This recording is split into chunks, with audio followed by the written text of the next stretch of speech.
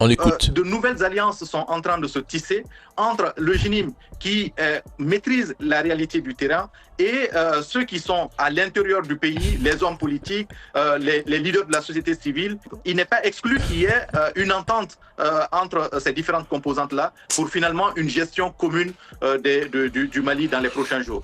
Le GNIM a déjà Bamako, le GNIM a plus que Bamako, le GNIM a le Mali parce qu'il contrôle la vie des populations, il contrôle le pouvoir politique sur le territoire et il contrôle finalement la circulation sur l'ensemble du territoire. Donc, pour que le Mali revienne dans la démocratie, dans la stabilité, le départ de la junte doit être le premier pas et cela doit être non négociable. L'État a perdu du terrain. Au contraire, l'État n'arrive plus à retourner sur les zones qui étaient auparavant contrôlées par des djihadistes. Des politiciens et activistes maliens pactisent aujourd'hui avec ceux-là même qui ont ensanglanté leur pays depuis plus de 7 ans.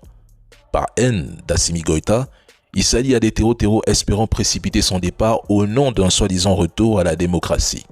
En réalité, c'est un retour à leur privilège d'antan. Ces gens qui prétendent aimer la démocratie regrettent surtout l'époque où ce mot servait de couverture au pillage organisé, au vol d'État et aux fortunes mal acquises.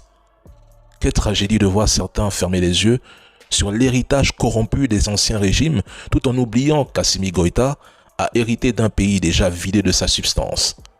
Mais s'associer aujourd'hui au terreau pour des ambitions politiques, mais c'est au-delà de la honte.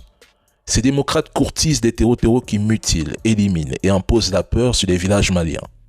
Ils osent croire que Bamako tombera bientôt, que le Mali est déjà sous contrôle total du GNIM. Pour eux, l'évacuation des ressortissants français, américains et allemands serait la preuve que la capitale est sur le point de tomber. En réalité, leur espoir caché, c'est la chute de Bamako, que ce soit par un coup d'État, une révolte populaire ou une attaque frontale du GNIM. Mais ils oublient que, militairement, cela relève du fantasme. Le rapport de force est écrasant en faveur des Fama. Ils ont vendu la peau de l'ours avant de l'avoir aperçu. Certains, hier encore fervents défenseurs du gouvernement malien, sur la toile, se sont retournés contre lui, peut-être par rancune, non-reconnaissance, frustration ou simple appétit d'argent. Voilà la vraie maladie du Mali. L'inconstance chez certains et la trahison sous couvert de démocratie. Ils ont dit que Bamako